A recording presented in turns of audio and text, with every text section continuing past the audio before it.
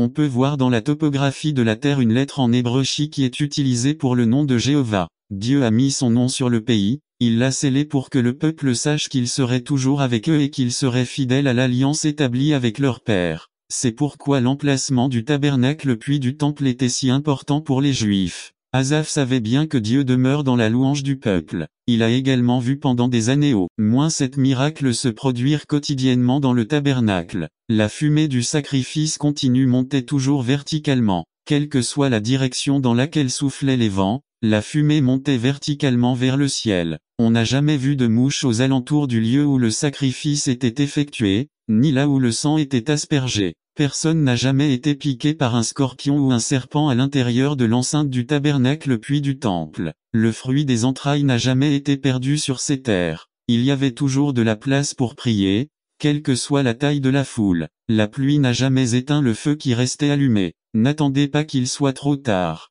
Devenez membre de la chaîne Today et bénéficiez de réconfort et de soutien dans les moments difficiles. Cliquez sur le lien dans la description de la vidéo. Mardi 9 avril 2024 page 3 en continu. 2. La définition du sacerdoce 4 à 5 au verset 4. Asaph demande aux parents de ne pas cacher ces merveilles à leurs enfants. Ce qui s'est passé. Pourquoi ont-ils oublié la puissance de Dieu? Aucun message ne leur a été présenté dans l'expérience personnelle d'une relation intime avec Dieu Tout-Puissant. L'importance du culte et du culte n'était pas enseignée. La signification de ce qui s'est passé lors du rituel à l'intérieur du tabernacle n'a pas été expliquée. Ce qui se passait dans le culte juif est très significatif pour nous aujourd'hui. Je dirai brièvement ce que les prêtres faisaient chaque jour, et parfois certaines activités étaient faites 2 fois par jour pour faire une demande au sacerdoce du Père aujourd'hui. Par exemple, chaque matin, la porte était ouverte à l'aube et fermée au coucher du soleil. Lorsque le temple fut construit,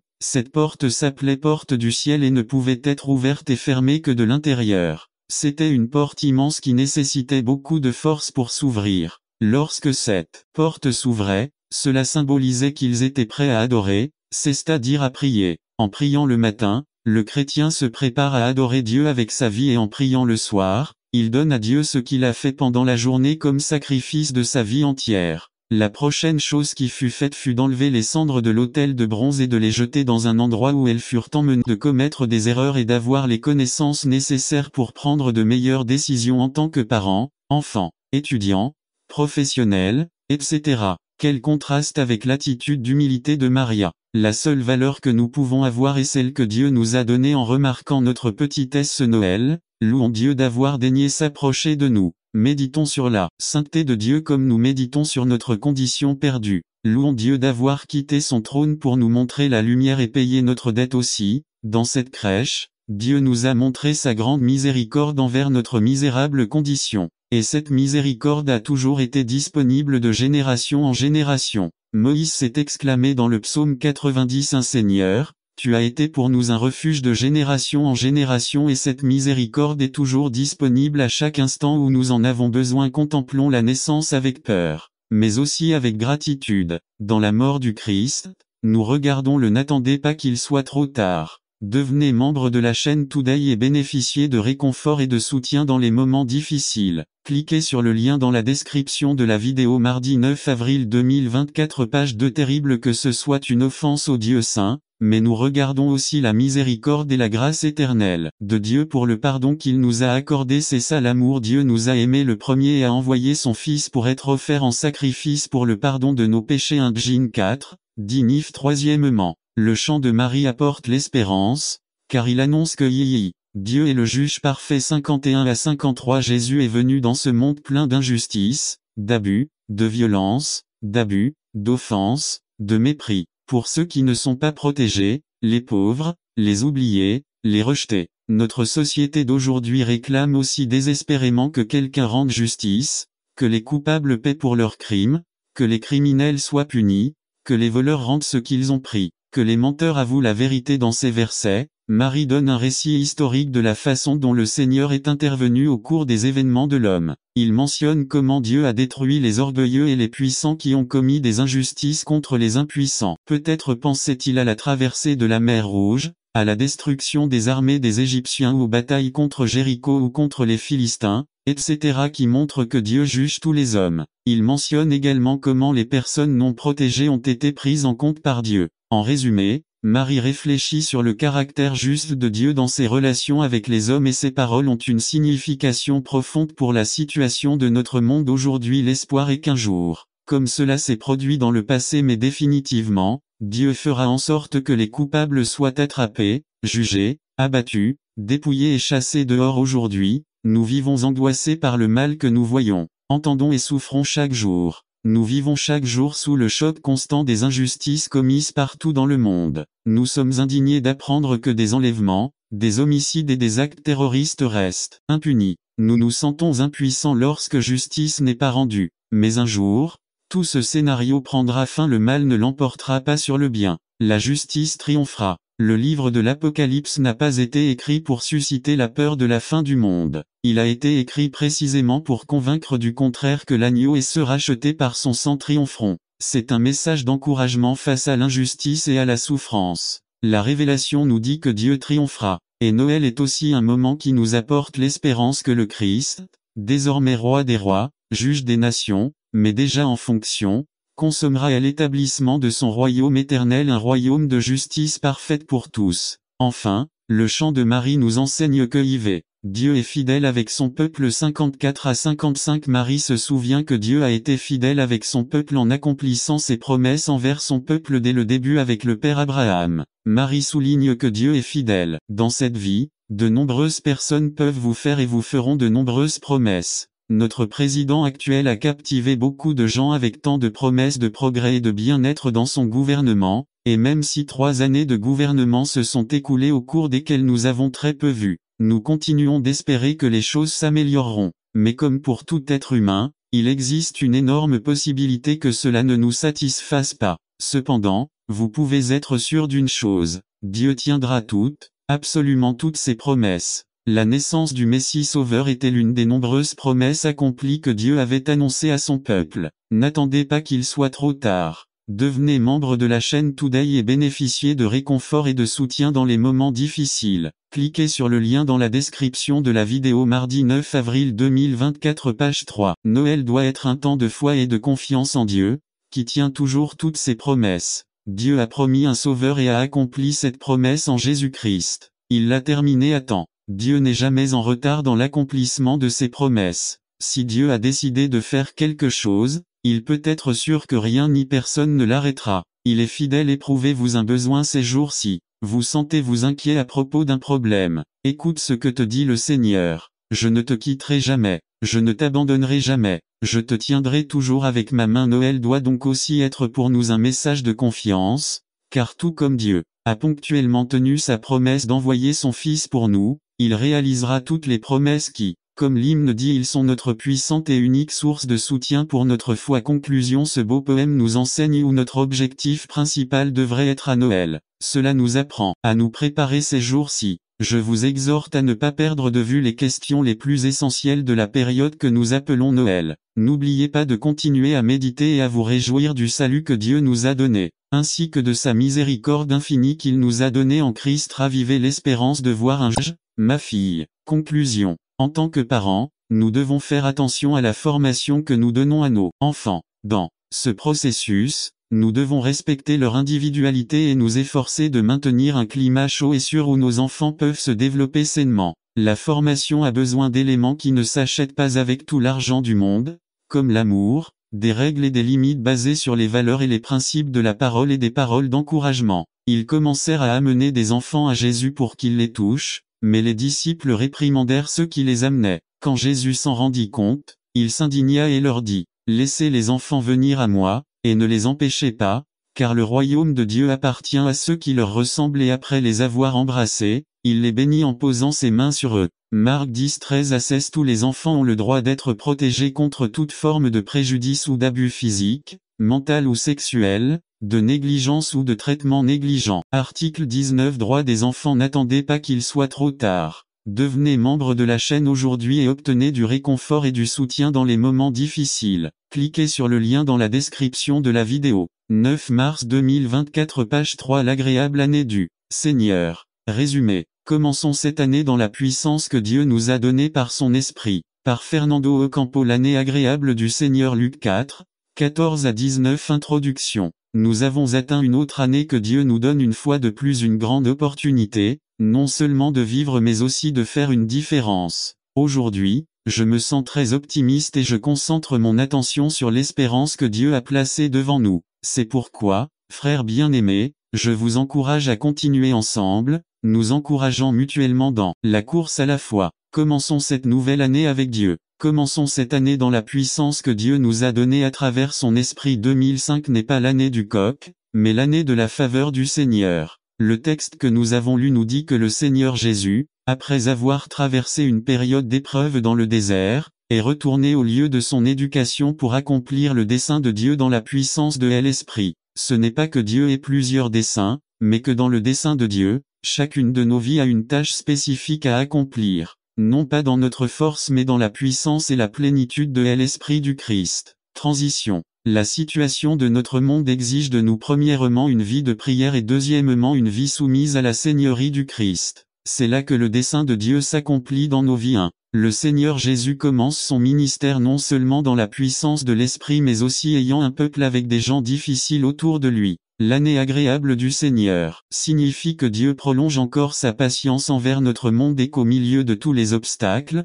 il réalisera son plan rédempteur pour l'humanité. L'année acceptable du Seigneur signifie que Dieu nous donne une autre occasion de recommencer, de réévaluer notre vie, nos priorités et nos objectifs. Dans l'accomplissement de sa mission et de la volonté de Dieu, Jésus s'éloigne de sa famille immédiate, quittant la ville où il a grandi ainsi que la tradition religieuse. L'Esprit de Dieu ne peut pas travailler librera lorsque son peuple est limité par le traditionnalisme. C'était la puissance de l'Esprit qui a emmené Jésus dans des endroits où personne n'osait aller, il était avec des gens avec lesquels personne n'osait sortir, Jésus a fait des choses qu'aucun rabbin de son calibre ne ferait. C'est par la puissance de l'Esprit que Jésus a trouvé des disciples dans les endroits les moins prometteurs. La vision du Seigneur n'était pas la même que celle des dirigeants de son temps. Il faisait une distinction entre les justes et les pécheurs. Mais pour Jésus, tout le monde était pécheur. C'est pourquoi il a offert à tous le même traitement et le même salut. L'Esprit du Seigneur est sur moi plus qu'une déclaration,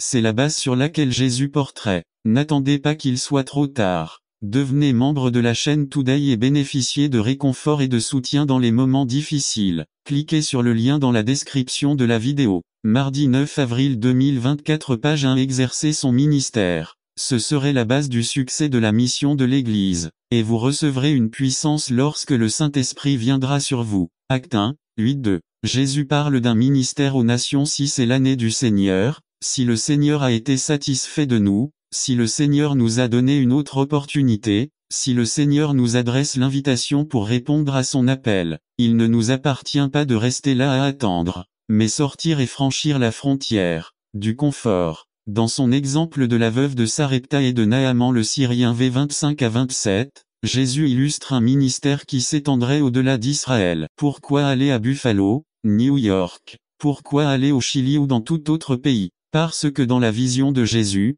un ministère au-delà d'Israël est envisagé, non pas sur la base de stratégies, de méthodes d'évangélisation ou de dénomination, mais dans cette grande vérité. L'Esprit du Seigneur est sur moi, parce qu'il m'a oint. L'intérêt de Jésus était et continue d'être le peuple et ses besoins, et non l'institution ou la dénomination. Dieu a oint chacun de nous qui a cru au Christ par la foi, de son esprit. C'est ainsi que l'apôtre Jean l'exprime dans sa lettre. Vous avez l'onction du Saint, et vous savez toutes choses. 1 JN 2, 20. L'onction nous a été donnée pour annoncer la bonne nouvelle qu'en Christ il y a un but et la plénitude de la vie. Répondez à l'appel de Dieu et vivez selon les normes divines. Servir notre communauté en montrant l'amour de Dieu de manière pratique, en restaurant la vie de chaque personne que Dieu met sur notre chemin. Conclusion. Les besoins actuels de notre monde et de notre nation exigent que nous agissions. Ne précipitons pas les résultats. Laissons Dieu agir comme bon lui semble. Cette année, nous commençons avec une vision nouvelle et stimulante. Agissons et concentrons-nous sur Dieu.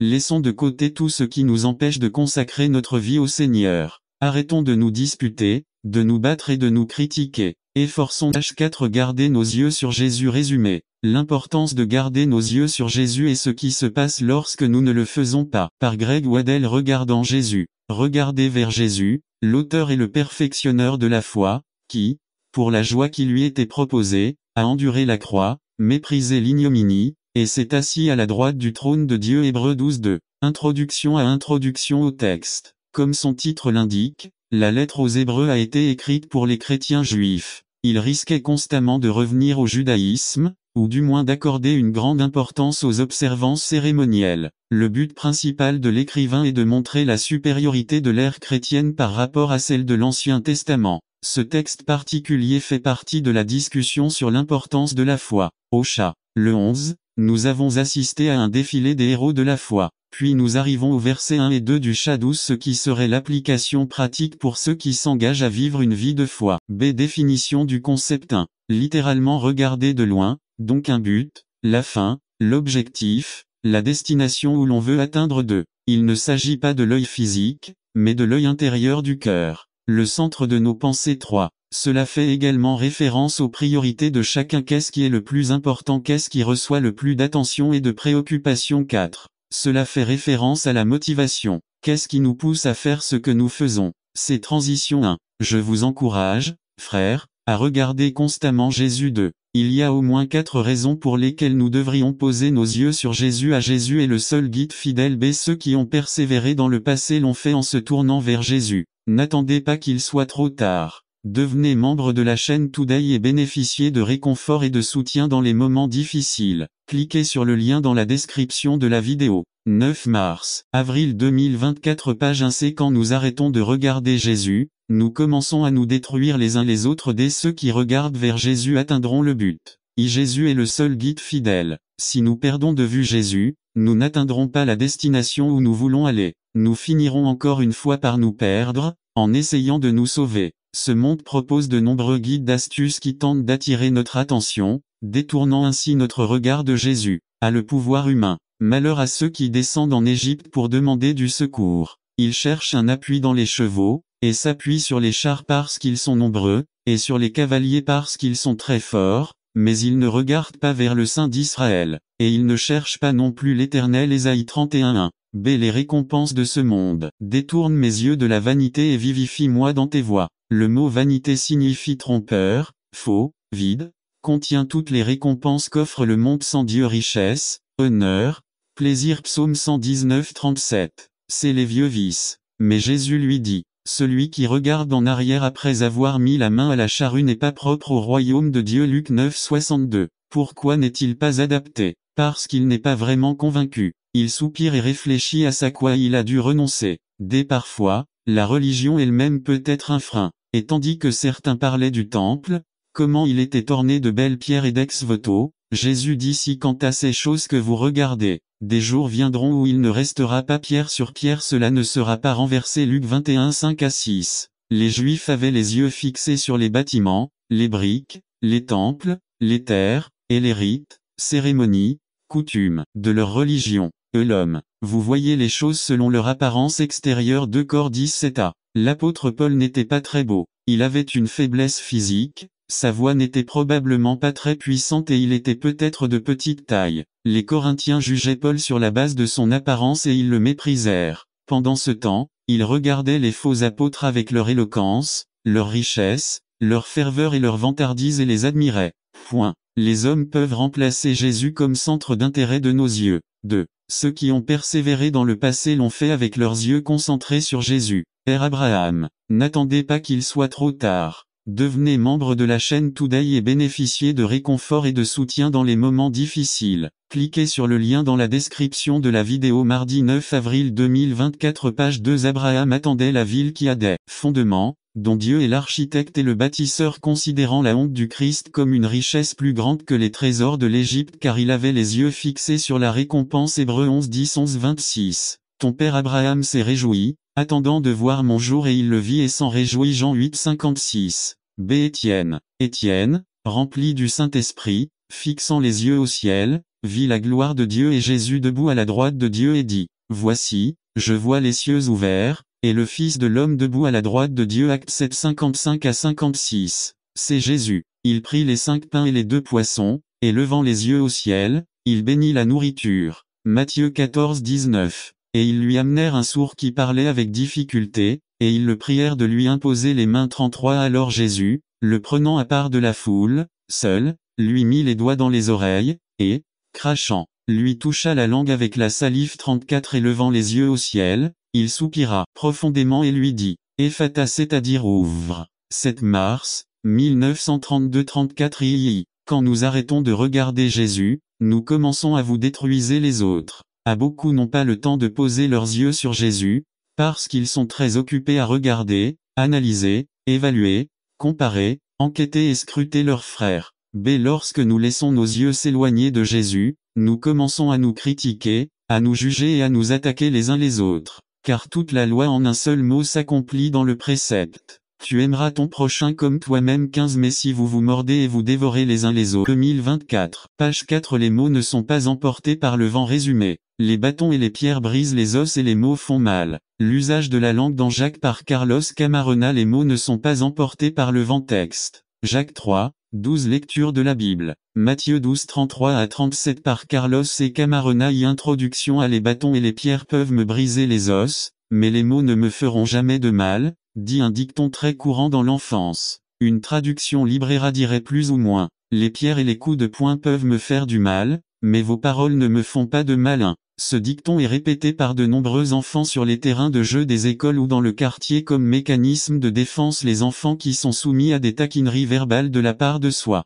disant intimidateurs. Ces enfants abusifs qui profitent des plus en défense d'eux. Ceux qui se défendent en utilisant ce dicton sont généralement des enfants minces ou potelés, parfois peu intelligents ou parfois très intelligents. Dans de nombreux cas ils portent des lunettes. Certains d'entre eux entrent dans la catégorie des nerfs des enfants qui ne s'intègrent pas parmi les autres trois. La réalité est que les mots blessent, et ils blessent profondément. Les enfants qui sont victimes de taquineries verbales grandissent généralement avec des complexes d'infériorité. Dans certains cas, ils ont eu recours à la violence, comme ceux qui ont utilisé des armes à feu dans les écoles pour se venger d'années de mépris. 4. Ces enfants qui grandissent en écoutant leurs parents leur crier Anne, tu ne vaudras jamais rien ou tu n'es bonne à rien et des expressions similaires, sont des enfants qui grandissent pour devenir des ânes. C'est le pouvoir des mots. Ils ont mal, et ils font très mal.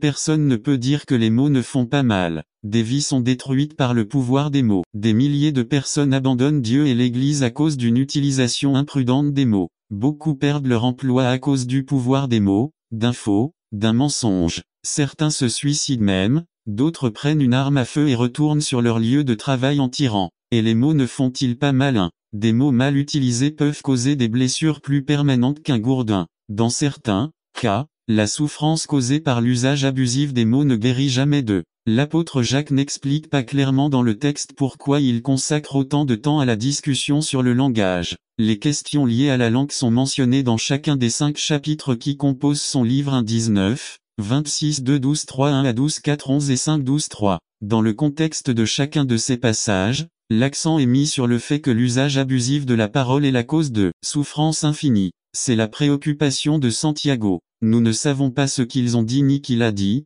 mais nous savons que ce qu'ils ont dit dans leur langue a causé beaucoup d'angoisse à la communauté de Santiago. Il attaque le problème de front. N'attendez pas qu'il soit trop tard. Devenez membre de la chaîne Today et bénéficiez de réconfort et de soutien dans les moments difficiles. Cliquez sur le lien dans la description de la vidéo. Mardi 9 avril 2024 page 1c. Dans ce passage d'étude et dans celui de la semaine prochaine Jacques 3 1 à 12, Jacques discute de la question du langage du point de vue des proverbes et de la littérature de sagesse juive 1. Dans la tradition de la littérature juive sur la sagesse et des proverbes hébreux en général, la sagesse est la clé pour donner un sens aux perplexités de la vie. Il existe une relation constante entre la sagesse, les proverbes et la souffrance d'eux. Une lecture attentive des proverbes de Salomon et d'autres textes juifs sages révèle que la parole incontrôlée est la cause de nombreuses souffrances. 3. Dans ce passage, Jacques utilise une série de proverbes pour corriger la manière destructrice dont la langue était utilisée et les souffrances qu'elle provoquait. 4.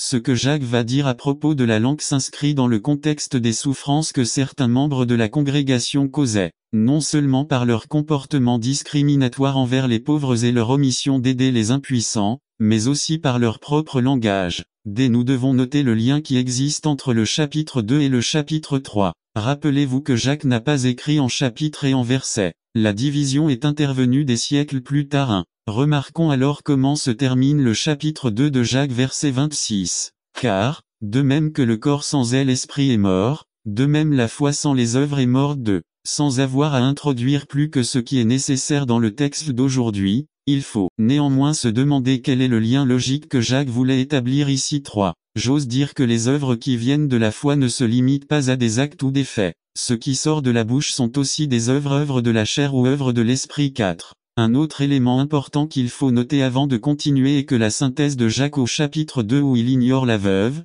l'orphelin, l'impuissance, etc. naît de sa thèse de Jacques 1,27. Sur ce qu'est religion pure et irréprochable. 5. D'autre part, le résumé de Jacques au chapitre 3, en particulier les versets 1 à 12, vient de sa thèse de Jacques 1,26 où il dit « Si quelqu'un pense qu'il est religieux, mais ne retient pas sa langue, mais trompe pour son propre cœur, la religion d'un tel homme est vaine. » 2. Les enseignants et leur langue à divers groupes de personnes sont identifiés dans cette section comme causant des souffrances avec leur langue. Le premier groupe identifié est celui des enseignants. Il n'y a aucune certitude quant à l'identité de ces personnes. 1. Au temps de Santiago, les professeurs étaient appelés rabbins orageux. Jacques étant l'un des premiers apôtres à écrire son épître, on considère que la communauté chrétienne à laquelle il écrit était composée majoritairement de juifs. N'oublions pas les tendances judaïsantes de Jacques, ainsi que de Pierre. Au concile de Jérusalem voir Acte 15:2. Tous les parents juifs convoitaient également que leurs enfants deviennent rabbins. De pouvoir, de nombreux jeunes juifs convoitaient la position de rabbin. C'était une position de privilège, d'influence et n'attendez pas qu'il soit trop tard. Devenez membre de la chaîne aujourd'hui et obtenez du réconfort et du soutien dans les moments difficiles de la vidéo. Mardi 9 avril 2024 page 2. En l'ayant à la maison un invité, épousant sa fille, la force de Samson symbolise l'onction de Dieu sur l'homme. La femme de Dieu. B. Les yeux de Samson étaient la vision que Dieu lui avait donnée. C. L'enchaînement était comme si le diable avait fabriqué une marionnette. Si les forces retournent à Samson. 1. Même si les forces reviennent, cela ne signifie pas que vous êtes prêt pour la bataille. 2. Même si l'ennemi vous laisse partir, cela ne signifie pas que vous devez l'affronter avec tout ce que vous avez. 2. Vous devez attendre un peu. Il faut avoir une vision. Vous devez adopter une vision. Ne prenez pas la vision de votre frère. Vous devez prier et jeûner pour que Dieu vous donne votre vision pour vous et votre famille, pour vos enfants, pour toi, pour ta femme. Si vous ne prenez pas soin de vous et ne vous préparez pas, vous mourrez avec vos ennemis. Beaucoup de gens veulent partir plus tôt. Ils veulent entreprendre de grandes choses mais ils manquent de vision. Attendez Dieu. Sois prêt. Si vous avez péché, ne croyez pas que tout va déjà bien et que parce que vous vous sentez fort, vous pouvez vous battre. N'attendez pas qu'il soit trop tard. Devenez membre de la chaîne Today et bénéficiez de réconfort et de soutien dans les moments difficiles. Cliquez sur le lien dans la description de la vidéo. Mardi 9 avril 2024 page 2 de main résumé. Un sermon qui découvrira le potentiel mental que nous avons. Comment l'utiliser pour la gloire de Dieu. Par Samuel Malaf. Titre. L'esprit. Sujet. Le contraste entre l'esprit et la chair. Ceci est le deuxième message d'une série de 4 messages sur l'esprit. Record biblique. Romains 7:25. Introduction. La semaine dernière, nous parlions du sujet renouveler notre compréhension. Aujourd'hui, nous poursuivons cette étude très importante sur l'esprit. Aujourd'hui, nous allons examiner le contraste entre l'esprit et la chair. L'esprit est le domaine que Dieu veut atteindre. Il veut éclairer votre esprit à travers la parole. L'esprit est la porte de l'esprit. Ce que vous laissez entrer dans votre esprit détermine ce que votre esprit reçoit et si votre esprit vit ou reste inerte. C'est pourquoi Satan veut mettre tant de pensées dans votre esprit, pensées négatives ou pensées vaines, parce que c'est votre esprit qui décide dans quel royaume vous vivez. Puisque votre esprit est la porte de l'esprit, c'est pourquoi votre esprit peut penser lorsque vous étiez enfant et il peut penser à l'avenir. L'esprit est la seule partie connectée à votre corps qui est transcendantale. L'esprit est connecté à l'âme, à l'esprit et à votre corps. Mais il peut se déconnecter de votre corps et s'entremêler dans l'âme et l'esprit. Or, selon la Bible, l'esprit peut être déconnecté de l'âme, mais l'esprit et l'âme seront toujours ensemble. Y éclairer les yeux de l'entendement. Éphésiens 1:15-19. 1. Il est bon d'avoir la foi et l'amour, mais nous avons besoin de sagesse et de révélation dans sa connaissance. A pour éclairer les yeux de votre entendement. B. Connaître l'espérance et connaître les richesses de son héritage. D. Reconnaître son pouvoir et la puissance de sa force. 2. Pourquoi éclairer les yeux de l'entendement. Luc 19 acte 20-25. 1. Pour apporter cette compréhension à tous ceux qui ont besoin que leur esprit soit ouvert. 2. Si nous ne renouvelons pas notre esprit, nous ne comprendrons jamais la parole de Dieu. 3. Établir le royaume de Dieu sur terre. 4. Nous l'établissons d'abord dans notre esprit, puis sur la terre. Le royaume de Dieu est dans votre esprit. 1 Corinthiens 6, 9 à 11. N'attendez pas qu'il soit trop tard. Devenez membre de la chaîne Today et bénéficiez de réconfort et de soutien dans les moments difficiles. Cliquez sur le lien dans la description de la